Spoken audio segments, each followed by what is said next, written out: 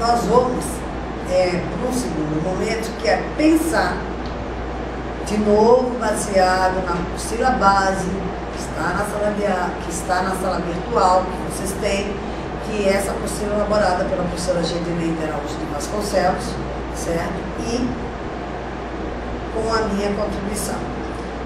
A primeira questão é: quais são os embasamentos teóricos desta nova ciência? Primeiro, como a gente já falou, a psicanálise, que vai se encarregar do inconsciente, vai se encarregar do desejo, vai se encarregar do não dito pelo aluno, né?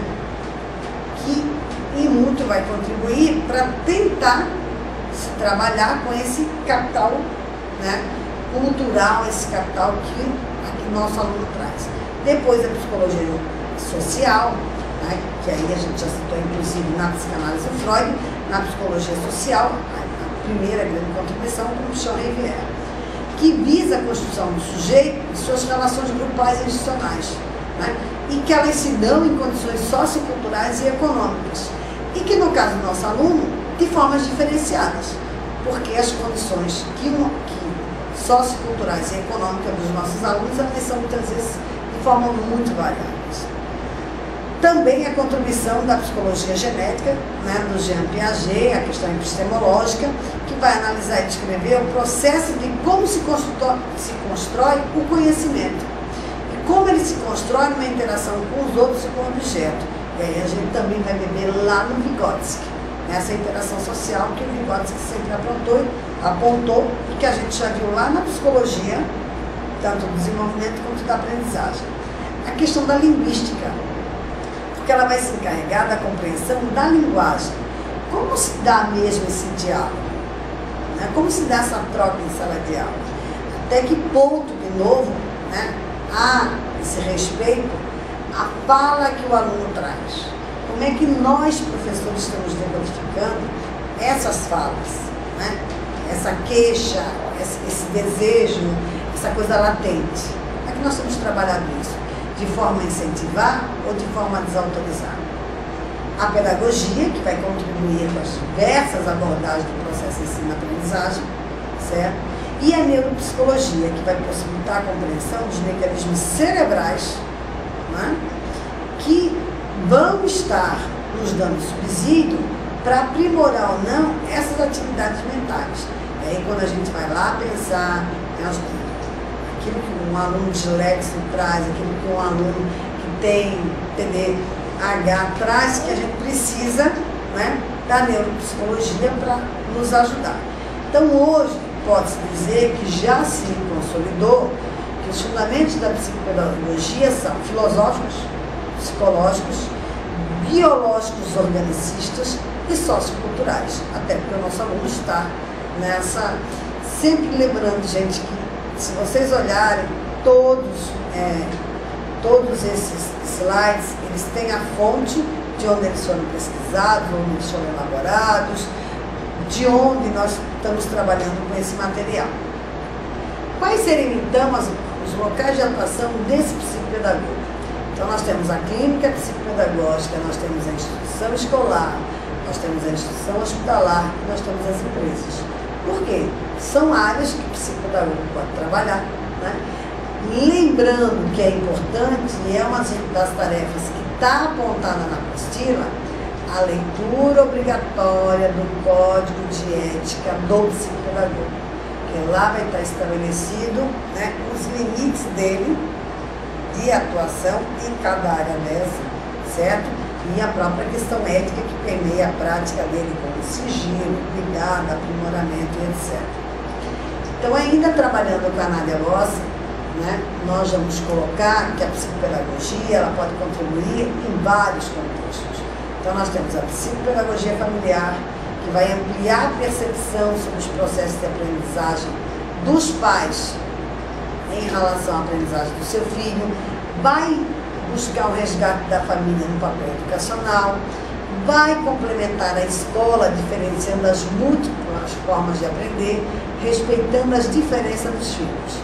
Nós temos a psicopedagogia empresarial, que vai ampliar formas de treinamento, resgatando a visão do todo, as múltiplas inteligências, trabalhando a criatividade e os diferentes caminhos para buscar saídas, desenvolvendo o imaginário, a função humanística e dos sentidos da empresa, ao construir projetos e dialogar sobre eles.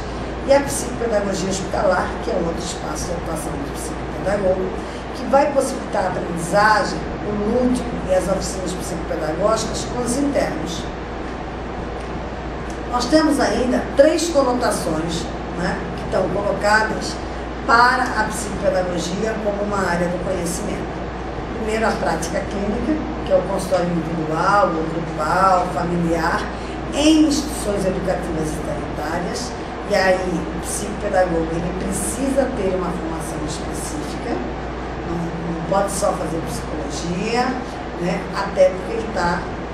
E aí, vocês vão encontrar, vai estar na sala para material de leitura, 2 revistas da própria Associação Brasileira de Psicopedagogia, para que vocês possam se aprofundar, até porque a disciplina é Introdução à Psicopedagogia. Nós temos uma outra conotação, que é essa construção teórica, certo? Permeada pela prática, e a partir dessa, a teoria psicopedagógica vem sendo tecida, vem sendo construída, né, no país. E o tratamento psicopedagógico didático, que vai se constituir no espaço para a construção do olhar e da escuta clínica, a análise do próprio aprender, que configura a atitude psicopedagógica, principalmente na questão da educação. Então, nós temos aí, para facilitar, um mapa que vai nos colocar a etiologia hoje da psicopedagogia. Qual é o espaço epistemológico em que ela vai atuar? Então, nós temos, de um lado, a abordagem interventiva, curativa na clínica. E nós temos um outro lado, que vai ser a abordagem preventiva, que vai ser no espaço institucional. Né? O psicopedagogo na escola, qual seria o papel dele? Né? Se a gente pensar no mundo ideal, seria uma abordagem preventiva, né? Para evitar que os problemas de aprendizagem, que o abandono escolar, que déficit de aprendizagem se estabeleça. Então, ações para evitar que isso ocorra. Uma atividade que tem na apostila, que está apontada para vocês, seria uma atividade que vocês devem depois postar na plataforma, que são: quais as diferenças de atuação psicopedagogo clínico e institucional? Que diferencia a sua abordagem? Isso modifica a sua formação? Com certeza, os quadros abaixo podem nos permitir responder essas questões. Vamos estudá-los? Então, qual é a atuação do psicopedagogo clínico? Né? O qual deveria ser a atuação dele? Primeiro, ele deve reelaborar o processo de aprendizagem. Ele pode contribuir com essa reelaboração. Ele pode ajudar a propiciar a construção do saber. Ele pode devolver ao sujeito, ou deve, o prazer de aprender. O psicopedagogo é uma testemunha, né, um insight daquilo que está acontecendo naquela prática educacional. Também o resgate da autonomia. Né? Ele pode elaborar o que a gente chama de um cardápio individual e flexível para cada aluno que possa ou que apresente um problema com fracasso escolar, ou um problema de aprendizagem, um atraso, um déficit de aprendizagem, etc. Né? Ele deve ser um profissional que permita, no espaço clínico, trabalhar o desejo. Qual é o desejo realmente, né? Daquele aluno, qual é o desejo dele, como é que é a relação dele, aquilo que ele projeta na escola, aquilo que ele não encontra na escola, até que ponto a escola tem, inclusive, contribuído para aumentar ou melhorar ou piorar a autoestima desse próprio aluno, certo? Ele deve ser um mediador de espaços para rastrear essa meta educacional, essa meta individual na aprendizagem desse aluno, né? O trabalho dele deve ser dirigido para a história do sujeito, né? Daquele aluno, numa rede de situações familiares. Ele deve usar uma metodologia clínica para essa atuação, sempre dirigida à história do sujeito, porque a demanda é a cura na psicopedagogia clínica, porque neste momento já estaria instalado, vamos dizer assim, de alguma forma, né, esse tensionamento entre, provavelmente, aquele ser desejante daquele aluno, que não vê seu desejo, né, de alguma forma ser correspondido em sala de aula. E nós também temos o psicopedagogo institucional. Qual é o papel dele? Que está colocado segundo as autoras.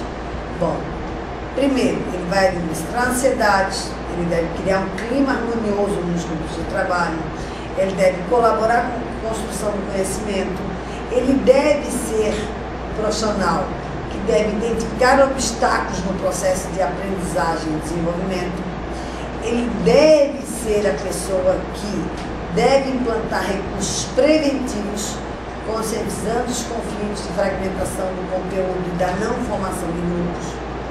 Ele deve ser aquela pessoa que deve se dirigir ao aluno como aprendente e ao professor como ensinante. E ele deve clarear os papéis e tarefas de cada um nesse grupo institucional.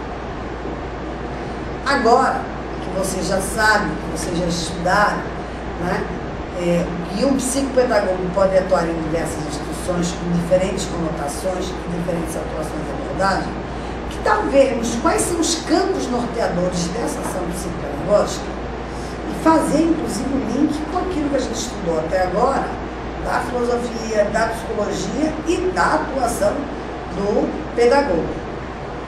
Então, um dos campos norteadores da ação psicopedagógica, né, nós vamos ter vários campos norteadores, esses campos não são excludentes, mas há um tensionamento, né, de força entre eles.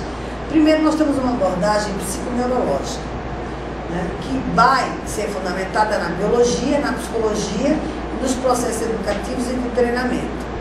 O aluno é um organismo, corpo, o desejo e a inteligência. E a base, como ela vai ver, essa ação pedagógica, ou alguma disfunção nessa ação pedagógica, vai ser através de disfunções endócrinas, fatores genéticos de nutrição, doenças crônicas, problemas emocionais. Um outro lado, uma outra abordagem, é a abordagem neuropsiquiátrica, que, em vez de estar fundamentada na biologia, na psicologia, ela vai se fundamentar na medicina e na medicalização dos problemas de aprendizagem. E aí, um exemplo é a Ritalina, né, que hoje é um problema no país, o alto índice de crianças que, de forma precoce,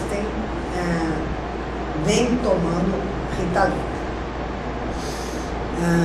Ainda a abordagem neuropsiquiatra, ela é adequado, né, ela vê como adequado o quê? Sempre a consulta ao médico com residência em neurologia, com compreensão do movimento inclusivo, né? Ou seja, ele é norteado por um processo de inclusão, mas a base dessa inclusão vai ser a base sempre, né, de uma forma geral, medicamentosa. Outros dois campos norteadores da ação psicopedagógica vai ser, de um lado, a abordagem comportamental, com base lá na psicologia comportamental, que a gente já viu na psicologia, né, com Watson, Skinner, etc. E outra, abordagem fenomenológica. Então, na abordagem comportamental, a base é a psicologia experimental do Watson, do behaviorismo metodológico, e do Skinner, com o behaviorismo radical, certo? Há uma compreensão que o essencial é a observação e descrição clara dos comportamentos inadequados, a identificação daquilo que mantém o reforço da recompensa, tal qual apresenta, e a gente viu e indiquei a leitura do filme Laranja Mecânica e etc. na disciplina de psicologia. Para eles, esse comportamento desviado, patológico, segundo o contexto do meio, e a intervenção de modificação por meio de teóricos de controle do comportamento, de técnicas, do controle do comportamento, e a instalação de um novo e mais adequado comportamento, sempre no modelo de esforço, de reforço positivo e reforço negativo. Já a abordagem fenomenológica, ela vai achar importante né, o que é importante nessa abordagem, são as atitudes e as posturas do cuidador ou do cuidar. Né? Evitar o envolvimento existencial com aquilo que se põe em seu total, e aí é uma visão do holismo, né, holística, e necessário distanciamento reflexivo da coisa a si mesma. Então, uma vai olhar o fenômeno tal qual ela se apresenta, e outra vai trabalhar de novo com reforço positivo e negativo na base do comportamento. Nós temos também, como campo norteador da ação psicopedagógica no Brasil, né, fortemente, a visão epistemológica, a epistemologia convergente do Jorge Visca, como a gente já falou. Nessa abordagem, o que é importante são as atitudes e posturas do cuidador. E aí, vocês vão ver que o cuida e a dor, né, estão separados, mas eles estão grifados. Por quê? Porque quem cuida, quem educa, o educador, ele deve estar preparado, né? O pedagogo, ele deve ter claro que ele pode ser uma pessoa que leve, né, a gerar dor. Ou aquela frase que a gente viu, né, da própria Emília Ferreira, de que o professor ele pode acabar com a autoestima do aluno e que isso causa dor, isso causa distanciamento, etc.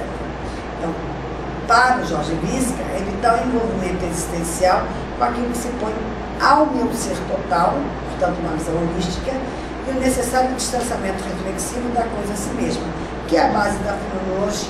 Né? Eu preciso me distanciar para observar o fenômeno tal qual ele se apresenta e poder observar esse fenômeno. Então, nós temos aqui um esquema, né, evolutivo da aprendizagem, segundo apresentado na obra do Visca, de 1991, na página 27. Então, ele faz um esquema evolutivo da aprendizagem, que ele vai relacionar o sujeito e ao meio, e ele vai dizer que, para ele, nós teríamos 4 níveis de aprendizagem. No primeiro nível, nós teremos o quê? Nós teríamos o que ele chama de proto-aprendizagem, que estaria ligado, teria influência e seria influenciado pelo grupo familiar, pelo substrato biológico que esse aluno traz, né? Pela influência da mãe na formação desse, né, na constituição desse sujeito. O segundo nível de aprendizagem, ele vai chamar de deuteroaprendizagem, que aí tudo isso são em níveis, né? E a gente poderia comparar para um melhor esclarecimento antes de continuar aqui, com as etapas que o próprio Piaget coloca, que é que a criança nasceria na total anomia, que é o nada, é ela na mão, né? Ela é nada, e ela vai ser marcada. Da anomia, ela vai para a heteronomia, que é ela na mão do outro, né? Com os saberes, com os valores da sociedade, né? Da família, da escola, etc. E da heteronomia, ela deveria, o processo educacional deveria levar ela a ser preparada paulatinamente para fazer uma passagem tranquila para a autonomia. Mas não é isso, muitas vezes, que o nosso modelo disciplinar faz. Então é isso, na realidade, só que de uma forma diferente, que o Visca vem apresentando. Então, depois da proto-aprendizagem, a gente teria a deuteroaprendizagem, que também seria o segundo nível, que vai estar interligada, é claro, porque aquela criança lá da proto, ela vem, né, para uma segunda etapa e ela traz com ela para a segunda etapa aquilo que ela construiu na primeira. Que aí estaria muito ligada a uma comunidade restringida, que seria a comunidade que permeia a vida dessa criança, seja essa comunidade cultural, seja a comunidade religiosa, afetiva, familiar, etc. Depois a criança iria para o terceiro nível da aprendizagem, que é a aprendizagem sistemática, que são as instituições escolares, né? E, finalmente, a aprendizagem sistemática. Todas essas aprendizagens, todos esses níveis de aprendizagem estariam se influenciando e influenciando, né, a constituição do ser humano. Então, após a análise desse esquema evolutivo da aprendizagem de Jorge Visca, seria interessante que a gente pudesse analisar Quais são as dificuldades de aprendizagem apresentadas pela Nádia Bossi, já que ela é uma grande referência para a gente? Então vamos lá. A Nádia vai apresentar dois tipos para ela, né, dois grupos de dificuldades de aprendizagem. Dificuldades de aprendizagem intraescolares e extraescolares, que são os objetos de intervenção da psicopedagogia, mas que devem ser dominados pelo pedagogo. Quais seriam as causas intraescolares? Metodologia do professor.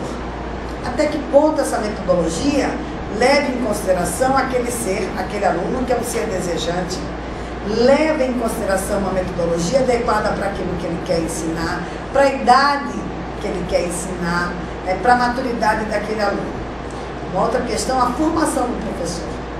Até que ponto o professor domina, né, os fundamentos da educação, as metodologias de educação, as teorias de currículo, as técnicas de ensino, né, e a própria base de como lidar com aquele ser desejante, aquele ser do desejo, né, para trabalhar aquele desejo que o aluno traz.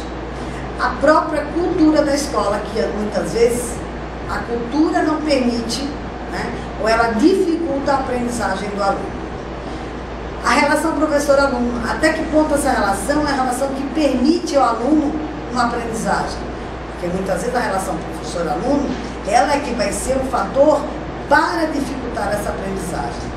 Claro que as políticas educacionais, não tem a menor dúvida de que elas, né, são muito fortes. Você tem hoje um currículo muito amarrado, um currículo por escrito muito estabelecido, um currículo que muitas vezes engessa o professor, engessa aquele profissional.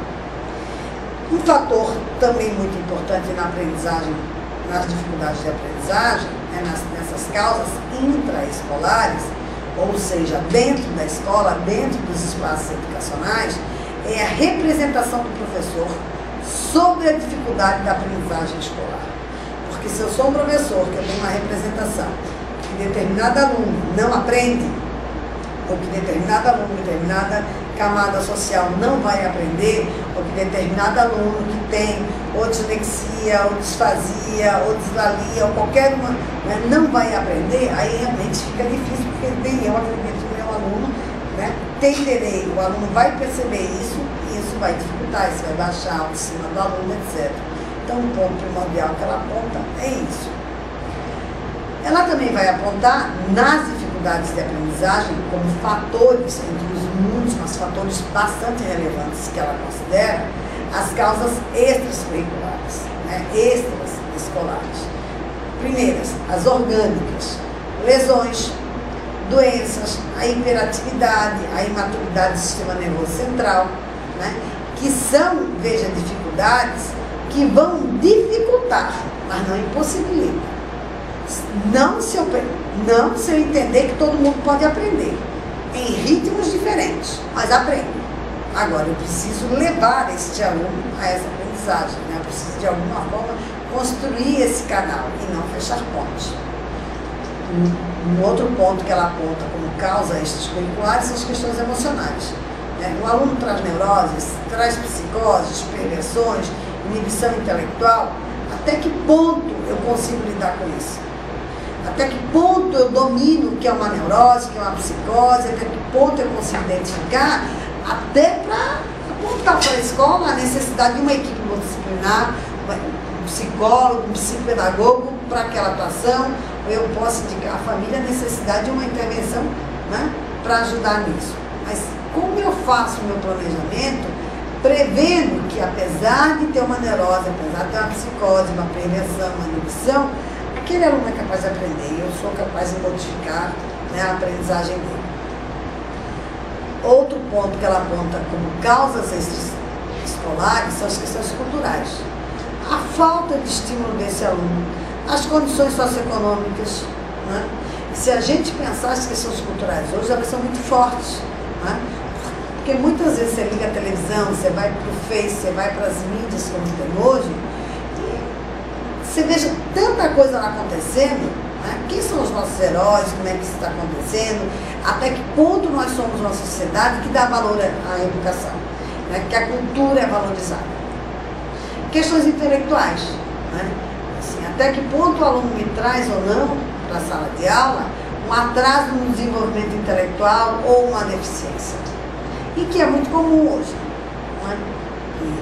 E isso tem sido detectado nas avaliações todas que têm sido feitas, nacionais e internacionais.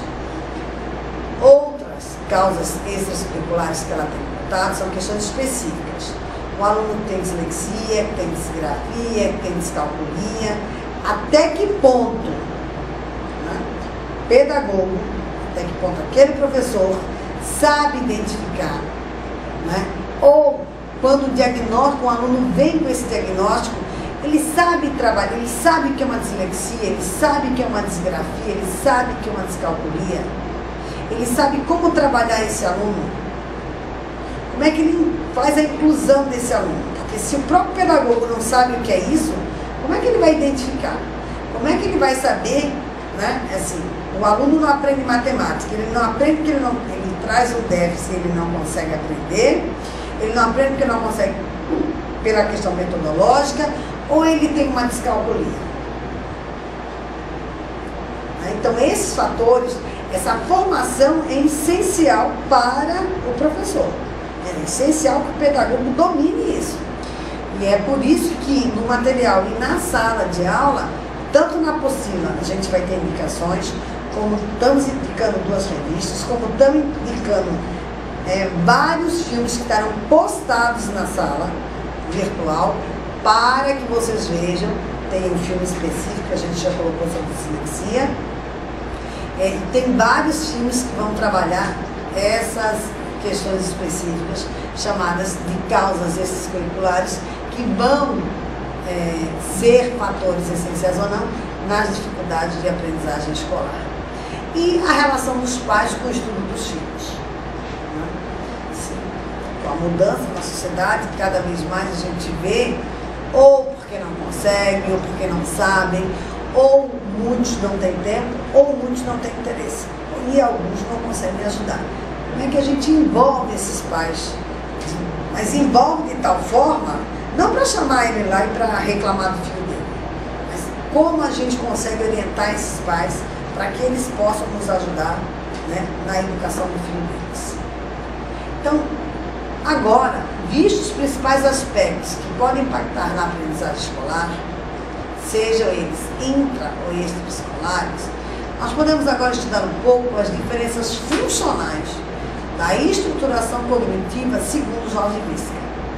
Porque para ele há diferenças funcionais como cada ser humano, né, ou cada grupo, né, de alunos, de pessoas, vão estruturar o seu próprio cognitivo. Vamos ver o que elas podem nos auxiliar, quais são as vinculações afetivas. Então, diferenças funcionais da estruturação cognitiva segundo, né, Jorge Visca. Aqueles que apresentam o predomínio da assimilação, ou seja, vão ter uma certa rigidez nos esquemas de aprendizagem e vão aprendendo somente aquilo que modificará o mínimo possível seus esquemas anteriores. São aprendizes que fazem suas tarefas, mas do seu jeito. Eles podem ser mais criativos, mas apresentam mais dificuldades para seguir regras, para se encaixarem em atividades que exigem determinadas normas. E é uma forma que está aí colocada e a gente encontra esse aluno em sala de aula. Aqueles que apresentam o predomínio da acomodação e não da assimilação.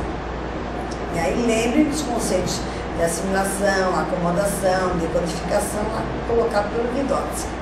Então, nós temos aqueles que apresentam o predomínio da acomodação, que de certa forma colocam-se mais a serviço do outro e modificam seus esquemas em função do que o outro coloca. São aprendizes mais repetitivos, reprodutivos, que criam menos. Por quê? Porque eles são, né, eles acomodam aquela aprendizagem. Né? E isso precisa ser trabalhado, precisa ser identificado primeiro pelo pedagogo, certo? Precisa ser identificado no cotidiano da prática educacional. E depois, numa equipe multidisciplinar, com a ajuda da psicopedagogia, inclusive, ver como nós vamos trabalhar esse aluno, né, para que ele possa melhorar, para que ele possa, aos poucos, modificar essa acomodação. Nós temos aqueles que apresentam uma defasagem entre o pensamento operatório e o pensamento figurativo, que podem mostrar funcionamentos diferentes. A operatividade, né, ela é uma lógica, são os estudos matemáticos. Os figurativos estão mais ligados às imagens e linguagem. Como é que nós vamos trabalhar, né, essa defasagem? Seja na área de imagens e de linguagem, seja na área da lógica dos estudos matemáticos. Os nossos planejamentos estão prevendo isso. A gente consegue diagnosticar o aluno que mais tem dificuldade, que apresenta dificuldade na área da lógica de estudo matemático ou na área de imagens e linguagens. Então, diferenças funcionais com a vinculação afetiva. Segundo Giske, o que ele vai dizer?